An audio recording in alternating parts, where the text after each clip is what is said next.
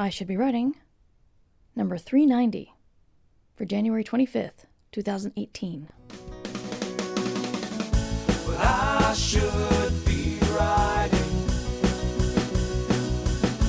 I should be working on my craft. I should be writing. I should be submitting my next draft. But I'm sitting home watching Doctor Who. Hi there. Welcome to I Should Be Writing, the podcast for wannabe fiction writers. I'm your host, Mur Lafferty. And I already recorded this today, but it was in the car. I like recording in the car. I like thinking in the car. I like talking in the car. And then I get home and I look at the audio and I'm like, I don't want to give this to you because the audio is crap because you can hear all the car stuff in the background. Maybe if I got a better mic, I don't know. But so I'm redoing this. Of course, now the dogs are in the background. I can't win. But what I've been up to is we've got went to Confusion last weekend. Had a really great time with other writers and some editors and some agents, and there were fun panels. I did a reading of something I had just written, which is kind of scary, but awesome. It went over well anyway. And now I'm home working on a variety of big deadlines and small. I'm working on my new novel, and that's going pretty well. But I've got other, more important deadlines, which of course is why it's easy for me to work on the novel, because my brain is a jerk. So I get a lot of emails from people who are concerned about things like anything from agent hunting to getting a pseudonym to where and how to market their book. And the punchline is they haven't even written anything yet. So I want to talk a little bit about sort of the timeline around books, when to expect certain things. So first, step one, write the book. I know that sounds crazy because you are starry-eyed and excited about your new writing career and you want nothing more than to get moving. But to use a metaphor, you really shouldn't be making dinner reservations when the car has no gas. Dinner reservations or hotel reservations. Anything. You shouldn't be planning anything about your trip if your car has no gas. Because you won't go anywhere without the gas in the car. Can you make the reservations? Sure. But you can't get there. And people will wonder why you've been wasting your time when you really should be putting gas in the car. Actually, reservations is the bad metaphor. Let's say start a journey. You can't journey to a fancy restaurant. You're thinking about the food. You're thinking about who you're going to see there, but you have no gas in the car. There's the metaphor. You want to write your book. And yes, it's fun to look online and see where everybody else is in their career and want to be where they are. But I promise you, they're all looking at someone else in their career and wanting to be where they are. Because that's the nature of the beast. So just focus on your own work. Start the story. Finish the story. The only other thing you should be doing right now is working on your online platform, because it's never too early to do that. And by doing that, you talk to people online. You talk to authors. You talk to editors. And by talking to them, I mean you're contacting them about things that interest them. There's so much online, especially for people who are self-promoting, that's all about me, me, me. And if you are nobody to me, and I don't mean you're like a little person who's insignificant, I just mean I have no idea who you are. And your first communication with me is, hey, buy my book. I'm going to think, well, words that I don't say on this show, but I say on the other show. Not kind words about you. But if you get on Twitter and you think, hey, Mur, I read your book. I liked it. Hey, that was a cool podcast. Hey, I heard you mention that you're going to this convention. I love that city. Try this restaurant. Or I'll be at the convention. Can I come by and say hi? I mean, that's all giving. Before you take from anyone, you should give. That's how a lot of this networking goes. So get online, talk to people. It's worth it. But also write your novel. Don't spend so much time building your platform that you don't write your novel. So next, What's next? When you're done with your book, step away. Step away from the book. Just step away.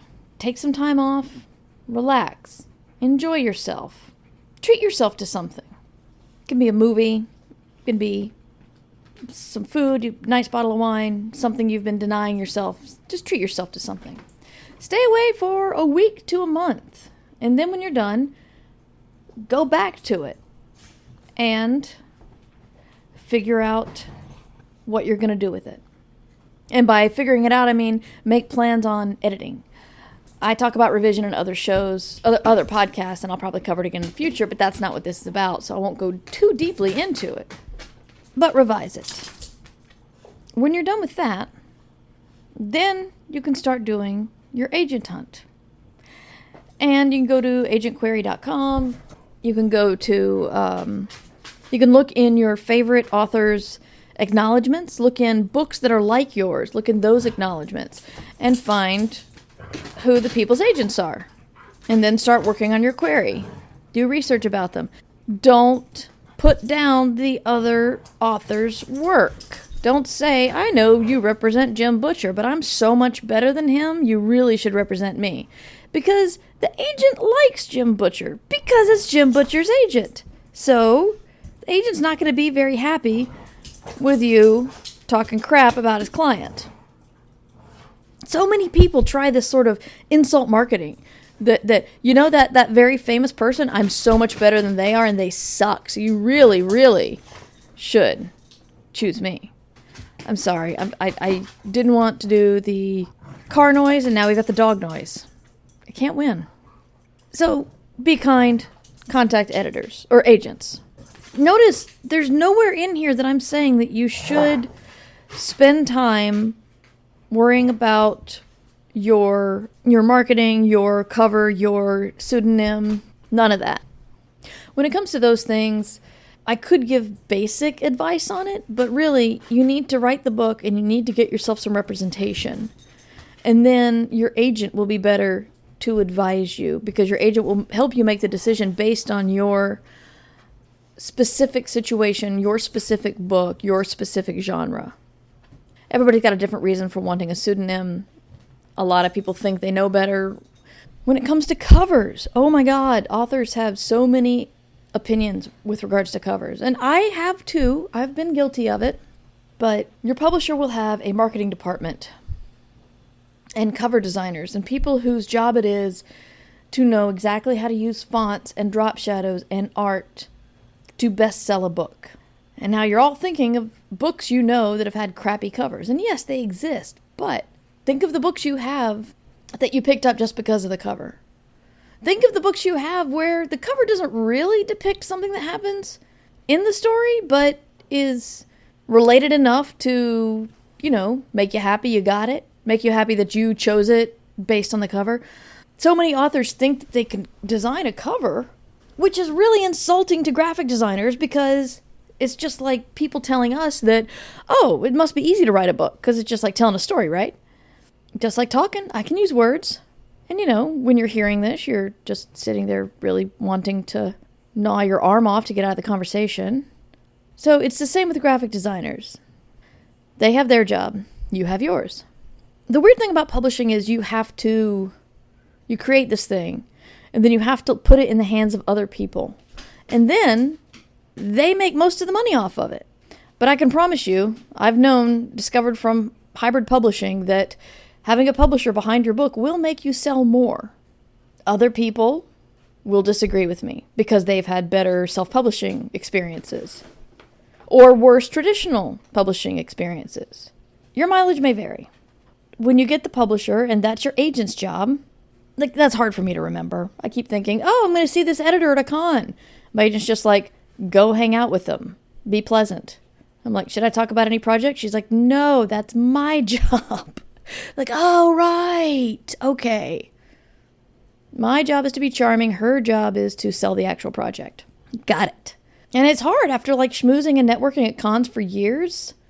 It's hard remembering that, no, that's in someone else's hands right now. I'll talk about this on another show, but just basically, when you are searching for an agent, think about it It's not exactly like a marriage, but it's enough like a marriage because you don't necessarily want to go for the first person who catches your eye, who likes you back. You want to go for somebody who is shares your same interests, shares your same values, who has is in it for the long haul to help out your career, who you can work with, and who's into you and your stuff. So it's a tough thing. I can't imagine any new author turning down representation, but I keep hoping someone does if they have the gut feeling that it's not for them, because I've been there and I knew the advice and I still went against it. Of course, I took other people's advice. Probably not the best thing to do. I think all of these concerns, messing up your timeline, worrying about your pseudonym before you write chapter 1, is just another way our brains try to procrastinate. I could write my novel, but I'm going to think about what the best pseudonym for me is. I could polish the first half of the novel that I know has some issues, or I could do an agent hunt. Know that if you do that, they may show up, they may turn out to be interested, and then you don't have anything polished to show them. You can do your research on agents early. You can do research on publishers early. But if you're doing it at the expense of writing time, that's where things fall apart. So write the book.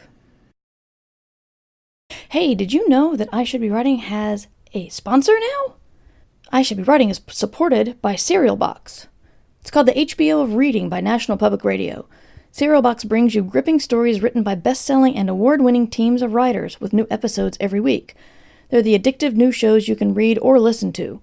The Serial Box app lets you switch from listening to reading with a click. So join the plot with Serial Box. Right now, I Should Be Writing listeners can get 20% off of any first season of a Serial Box series. Head over to serialbox.com and enter the promo code WRITING18. 18 are numerals. That's SERIALBOX.com, and the code is WRITING18. And I write for Serial Box, so I really, really want you to go over there and check it out. I wrote on Book Burners. I've been there since season 1, and I think it's pretty awesome. So that's just me. But if you like YA, they've got something for you. If you like romance, they've got something for you. If you like spy, they got something for you. If you like geek girls, there's a whole bunch of stuff over there. So check it out. If you would like to get in touch with me, you can find me at murverse.com or mightymur@gmail.com or on Twitter @mightymur. I have many other projects going on besides podcasts. I have a podcast for business, authors on a business side, with Matt Wallace called Ditch Diggers. I have a science fiction space murder mystery called Six Wakes. I have a version of this podcast in a book called, wait for it, I Should Be Writing, that came out this year. And I co-edit Escape Pod with Divya Breed, which is free science fiction every week. So there's a lot of stuff going around that I got my fingers in. Check them out. But only do it after you've hit your word count, because you should be writing. Remember, you can support the show at patreon.com/mightymur. I Should Be Writing theme music provided by John Anelio. You can find more about him at johnanelio.com. This podcast is distributed under a Creative Commons Attribution Share-alike license.